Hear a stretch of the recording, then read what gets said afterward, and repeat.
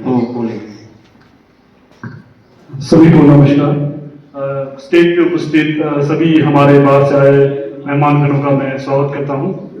तो जैसे परमेश्वर जी ने बताया कि मैं बैंक की नौकरी छोड़ के आया, तो मैं स्पेशल गांव की सेवा के लिए तो नहीं आया था, लेकिन जब आया और गांव में हालात देखा तो हमारे यहाँ पे वैसे ही हमने अपने बचपन से बदलते हुए देखा है। इवन सड़कों को नदी के एक तरफ से दूसरी तरफ जाते हुए देखा है, बड़े बड़े डंपरों को चलते हुए देखा है। तो उस समय तो हमें पता नहीं लगता था कि ये क्यों हो रहा है, क्या हो रहा है। लेकिन जब हमारे अपने ही एरिया में ये चीजें होने लगी थी तो तब पता लगा कि इन चीजों का असर क्या है और समाज पर क्या प्रभाव इन चीजों का पड़ रहा है।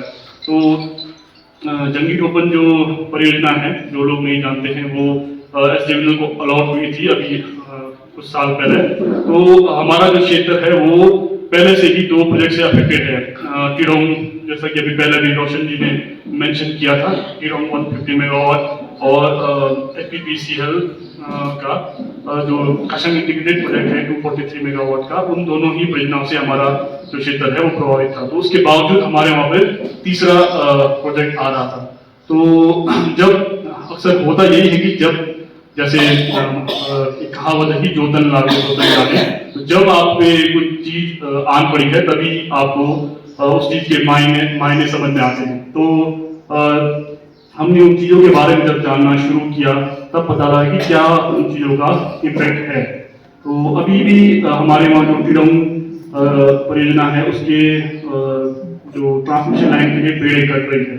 तो अभी भी जो जैसे बात हो रही है जलवायु परिवर्तन का, एक जलवायु परिवर्तन जो है वो हम क्या बोलते हैं वैश्विक स्तर पर प्रभावित हो रहे हैं उससे, कि उस पर हमारा अपना कोई कंट्रीब्यूशन नहीं है, लेकिन फिर भी मतलब कंट्रीब्यूशन है लेकिन उस स्तर पे नहीं जिस स्तर पे हम प्रभावित हो रहे हैं। वो दूसरे देशों के कहे या दूसरे राज्यों के कहे, उनकी वजह से हम प्रभावित हो रहे हैं। लेकिन उसके बाद कुछ ना कुछ ऐसी चीजें हो रही है जो लोकली हो रही है, जिससे भी हमें डायरेक्टली इनडायरेक्टली प्रभाव पड़ रहा है, और जो बाहरी तौर पर प्रभाव पड़ रहा है उसको वो कहीं ना कहीं बढ़ावा दे रहा है। ऐसे ही हाइड्रो प्रोजेक्ट्स भी हैं जिसे ग्रीन एनर्जी दिखाया जाता है, लेकिन जो लोग नहीं जानते उनकी जानकारी के लिए बता दूं कि उसमें भी नदी का पानी रोका जाता है, बांध बनता है, टनलें खुदती है, ट्रांसमिशन लाइन के लिए पेड़े कटती है। तो वो सब भी कहीं ना कहीं क्लाइमेट चेंज को कंट्रीब्यूट करती है। उसके बाद वो सामाजिक तौर पर भी हमें कहीं ना कहीं प्रभावित करती है।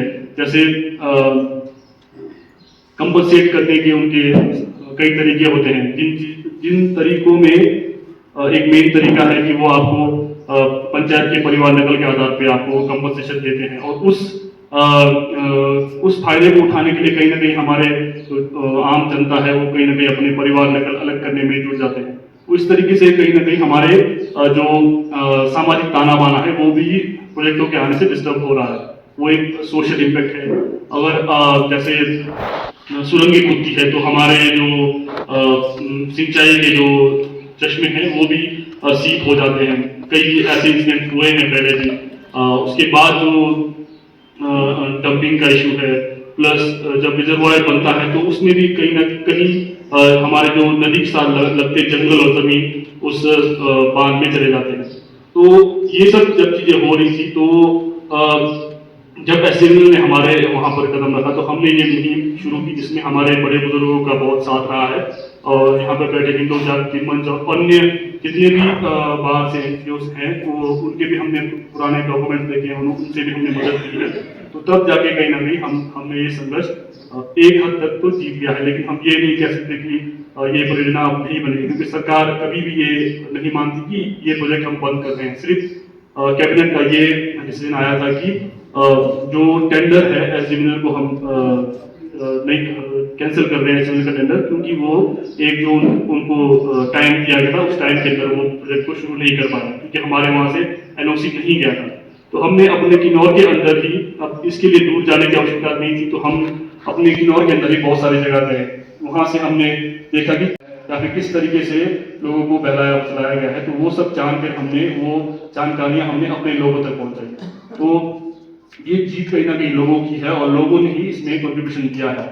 तो एसजेवीएनएल को ये प्रोजेक्ट कैंसिल हो चुका है, लेकिन फिर भी क्लाइमेट चेंज के लिए तो ऐसा नहीं हो सकता कि हमने अपना जगह सिक्योर कर लिया है तो क्लाइमेट चेंज नहीं होगा। और अगर अलग जो अलग अलग क्षेत्रों से आए हैं, तो उन क्षेत्रों में सिर्फ हम ही लोग हर जगह इस चीज़ को डिपेंड नहीं कर पाएंगे।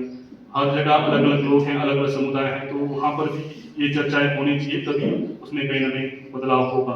बाकी हमारा जो मुहिम चला था और अभी भी चला है, तो वो चीज़ें आप ऑनलाइन भी देख सकते हैं। हमारे नो के नाम से कैंपेन चला था, जिसकी ज़्यादातर जानकारी, सभी जानकारी ऑलमोस्ट हमारे जो ऑनलाइन उपलब्ध है। साथ ही में हम कुछ चीज़ों में पीछे रहे हैं। हम एक जंगती कुलम के नाम से वेबसाइट बनाने जा रहे थे। जंगती कुलम, हम अपने जो सतलुज को जंगती के नाम से बुलाते हैं, जो बाहर के लोग हैं वो शायद नहीं जानते होंगे। मतलब गोल्डन वाटर, जंग मतलब गोल्ड और टी मतलब पानी, तो गोल्डन वाटर, तो जंगती के नाम से हम वेबसाइट बनाने जाते हैं। उसमें काफ़ी डिले हो चुका है। हम कोशिश करेंगे कि उसको जल्द से जल्द बनाएं, क्योंकि उसमें हमने जो भी कार्य नोमिस नो ने किए थे, तो उसको डालने की कोशिश की है। उसकी जरूरत क्यों पड़ रही है? क्योंकि जब हमने कैंपेन शुरू किया था, तो हमें कहीं भी कोई जानकारी उपलब्ध नहीं हो पा रही थी ऑनलाइन, जहां हम ढूंढ रहे थे, तो हमें दर दर भटकना पड़ा था। तो वो चीज आगे के लोगों को फेस ना करना पड़े, तो उसके लिए हम कोशिश कर रहे हैं कि वेबसाइट बनाएं। तो वो काफी डिले हो चुका है, लेकिन कोशिश करेंगे हम उसको जल्द से जल्द बनाएं। तो बाकी अगर कोई सवाल हो तो वो हम बाद में ले सकते हैं। बाकी धन्यवाद। जहाँ बोलना चाहता हूँ, मैं 2 शब्द आप लोगों से शेयर करना चाहता हूँ। दोस्तों, मेरा एक क्वेश्चन है, सवाल है कि ये कार्य को आज में 15 साल हो गए और हम लोग मैं सोचते 12-13 साल हो गए, लेकिन अभी तक कामयाब नहीं हुए हम लोग। क्यों? ये बहुत बड़ा सवाल है। आज के दौर में 344 इंडिविजुअल प्लान मंजूर हुए हैं और 1 कम्युनिटी मंजूर हुए। 15 साल के संघर्ष के बाद हमारा फोकस है, कितने बार हम इस हॉल में मिले, कितने बार बजट हॉल में मिले, कितने बार मीटिंग की, बावजूद भी हमें अभी क्यों नहीं मिल रही? इसके बारे में बहुत जरूरी है। तो दोस्तों, मेरा दूसरा सवाल ये है कि FRA को बनाने के लिए, उसको पास करवाने के लिए क्या हम लोगों ने संघर्ष किया? के लोगों ने, चंबा बंगी के लोगों ने, लाहौल स्पीति के लोगों ने संघर्ष आवाज उठा, क्या कानून बनना चाहिए? नहीं, अब नहीं उठा तो आज आपके सामने कानून आ गया, तो उसको इम्प्लीमेंटेशन पे दिक्कत आ रही है, समझ नहीं आ रहा है क्या? मैं चाहता हूँ कि ये जो संघर्ष जो है लोगों ने किया, लोगों ने नहीं किया, लेकिन आज आप सामने और डेट जो टेबल पे खड़ा कहा जाए, इसलिए कानून बना, नियम बना, सब कुछ बना क्या है, लेकिन इम्प्लीमेंटेशन करना है। तो दोस्तों, इसके बारे में अपने को संघर्ष करने की जरूरत है, क्योंकि अदरवाइज 15 साल बीतने के बाद कुछ भी नहीं हुआ। ये बहुत दुख की बात है। हमारे लोगों ने बहुत मेहनत किया, जो आज बहुत परेशान आते हैं और कई बार आके आप लोगों को समझाया है।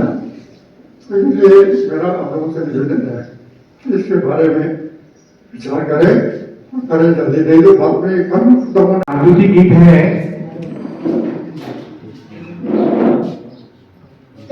युग की जड़ता के खिलाफ एक इनकलाब है, हिंद के जवानों का एक सुनहरा ख्वाब है, मानवीय सांस्कृतिक क्रांति, भारतीय सांस्कृतिक क्रांति, मानवीय सांस्कृतिक क्रांति, भारतीय सांस्कृतिक क्रांति।